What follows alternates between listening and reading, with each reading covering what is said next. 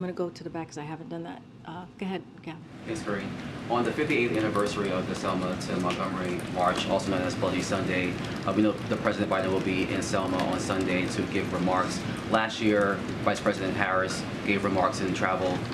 Why was it important for the President to go this year? And is there anything you can preview about his speech, whether he'll talk about voting rights or even an issue that's important to the black community, which is the censoring? And some taxpayers will get a check mailed to them instead. The refund is separate from any money Indiana residents may have received after filing their individual state income tax return. Folks, it is finally happening. President Biden is ready for more stimulus checks to be sent out, and I definitely agree that he could do a better job in helping out the American people with more stimulus payments. If you think that President Biden should send out more stimulus checks this year in 2022, tell me in the comments. Some of the 330,000 Massachusetts residents should expect to receive $500 payments in June. The administration announced that the second round of the Crisis Essential Premium Pay Program is about to begin.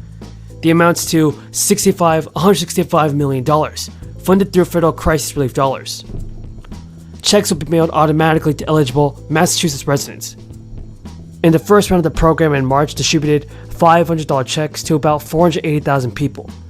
Officials said that people who received those payments are not eligible for this latest stimulus funding. Also not eligible are those who received unemployment benefits in 2021 or a crisis relief linked payment from the Massachusetts state government as their employer.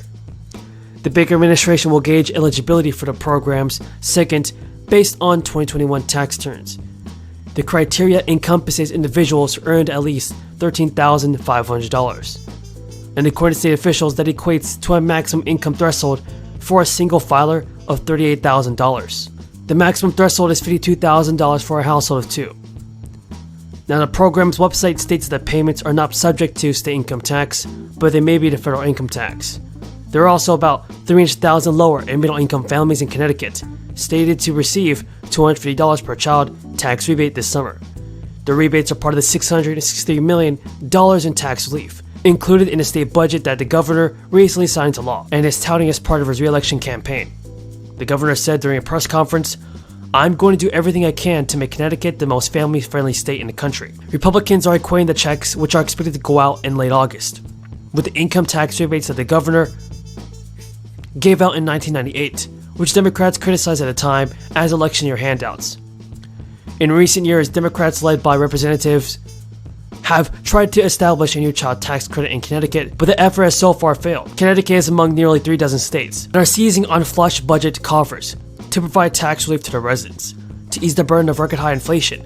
Republicans have said that the relief doesn't go far enough, while Democrats are pointing to federal rules that limit the amount of tax cuts that states, which use the crisis relief money to balance their budgets, can provide. The U.S. economy is far better shape than it was at the onset of the crisis 2 years ago. GDP growth is up significantly, and many workers, especially lower earners, have seen a boost in wages, though the effect of this has been tempered by recent inflation.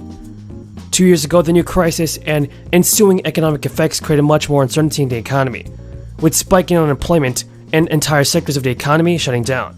In response, the federal government stepped in with unprecedented levels of financial relief to U.S. households and the economy, and that was in 3 major stimulus packages. One of the signature components of Congress's economic relief effort was a series of stimulus payments made to U.S. households. U.S. Census survey data from July 2020 said the payments were significant. Now, payments are starting to get sent out this week to many low-income households. Checks worth of the $450 have officially been approved by state officials. And other lawmakers, everybody, are now considering a more targeted stimulus package that would actually provide more checks to a smaller group of people. And folks, for the past 6 months last year, parents across the country received monthly checks. They expanded child tax credit, under which parents got up to $300 per kid. Lasted from July to December 2021. This program helped keep millions of people out of poverty, touching 35 million families and helping many people.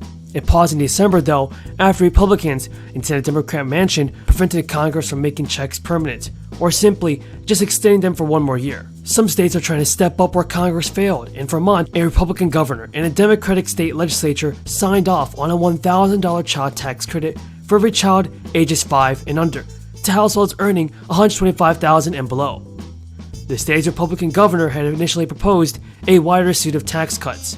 In a statement, Governor Scott said his proposals would have helped a broader cross-section of taxpayers, but that this bill is a step in the right direction. The program is expected to cost $32 million and benefit over 30,000 children in the state. With this new bill, Vermont is picking up where the federal government left off. The expanded child tax credit lapsed in December 2021 due to resistance from Republicans in Manchin, a centrist Democrat from West Virginia.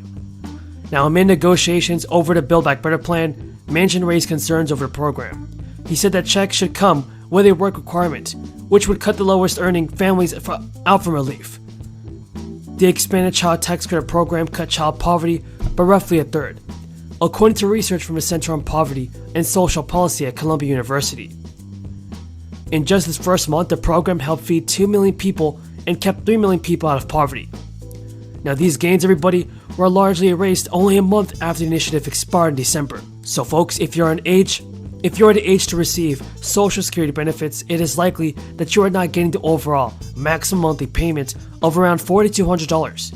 To do so would actually require you to have worked 35 years, earning the maximum wage subject to Social Security withholding tax every single year, and delayed retirement until age 70. According to Yahoo News, the average monthly Social Security payment check is up to $1,700, and that's $2,600 less than the $4,200 benefit ceiling. Your maximum possible 2022 Social Security benefit is dependent upon when you begin. Companies will owe a per barrel tax equal to 50% of the difference between the current price of a barrel of oil and the pre-crisis average price per barrel between 2015 and 2019. Khanna said it would impact companies like ExxonMobil and Chevron, but smaller oil companies would be exempt. He estimates that at $120 per barrel of oil, it will result in a single filer getting $240 per year and joint filers receiving $360. And according to an agency watchdog, the average backlog of tax returns has swelled over the past year, despite efforts to clean the pile up. The Taxpayer Advocate Service shared in its mid-year report to Congress that there were 20 million unprocessed paper returns as of May 31st, up from 20 million the year prior. For your service and for being here today. Speaking of horrible statistics, this country is 38th out of 41 industrialized countries in the world in terms of the scale of our childhood poverty. The poorest people living in the United States are our children, and for one brief shining moment, for 6 months, thanks to your efforts and the efforts of your employees at Treasury, we expanded the child tax credit based on the bill that I wrote with Senator Brown, cut childhood poverty in this country almost in half, benefited 90% of the kids in this country, reduced hunger in the United States by 25%. It's hard to think of anything, Mr. Chairman, that we've done here in generations that has made more of a difference for working families. And